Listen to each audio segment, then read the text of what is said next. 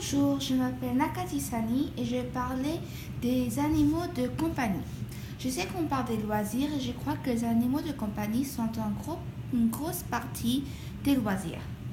Il faut que vous vous occupez de votre animal de compagnie, il faut que vous jouez et c'est une grosse responsabilité. Je pense que c'est vraiment important dans les loisirs quand tu fais ça hors de l'école, du travail et d'être avec son animal de compagnie est important. Moi, je n'ai pas d'animaux de compagnie et c'est vrai que j'ai envie d'un, mais comme j'ai dit, c'est beaucoup de responsabilités. Et j'ai trouvé cet article qui parlait de comment les animaux de compagnie aident les enfants, mais aussi la responsabilité derrière les animaux de compagnie. Cet article s'appelle Avoir un animal de compagnie. Alors, j'ai appris que avoir un animal de compagnie, c'est en fait un avantage pour les enfants et leur développement. Par exemple, j'ai appris dès de 2 ans, les animaux de compagnie peuvent remplacer aussi cet aspect d'amis dans votre vie. Comme ça, vous avez déjà une figure d'amitié d'un jeune âge qui est bien pour le développement d'un enfant car il devient plus social et aussi il apprend par exemple quand il veut appeler son animal, il commence mieux à parler, à communiquer, à travailler ensemble avec cet animal qui est très important pour la vie en général. Aussi, ça a parlé de comment à l'âge de 5 ans, la présence d'un animal peut aussi aider pour comprendre la mort, la mort ou quand vous êtes malade. Parce que si vous perdez quelqu'un, c'est bien d'avoir un ami comme un animal de compagnie.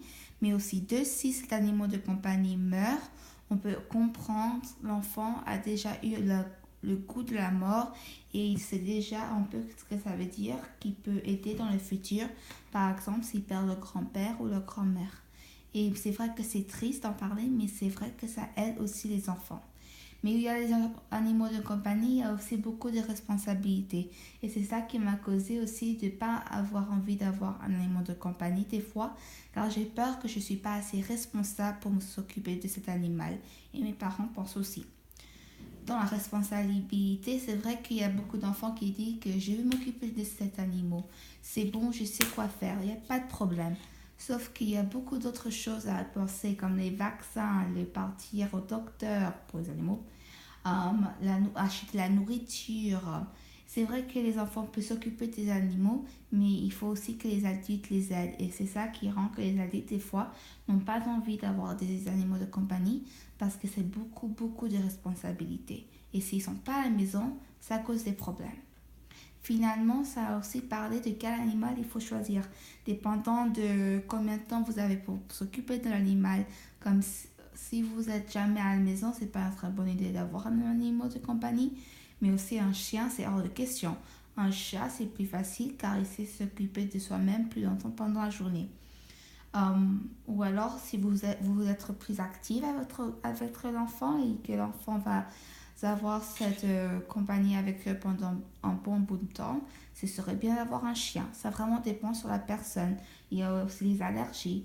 Ou si vous voulez un petit animal, ça peut être un lapin. Moi, j'aimerais bien un hérisson. Mais encore, je crois que c'est illégal d'en avoir un aux États-Unis parce qu'ils sont sous protection. Mais je ne suis pas encore sûre et alors je vais faire un peu de recherche. J'ai bien aimé cet article parce que ça m'a appris j'ai appris, excusez-moi, des nouvelles choses de comment les animaux peuvent aider un enfant. Et je crois vraiment que les animaux, ça fait une grosse partie dans la vie des loisirs des enfants, mais aussi des fois des adultes. Et c'est pour ça que j'ai choisi cet article. Merci beaucoup de m'avoir écouté et une très bonne journée.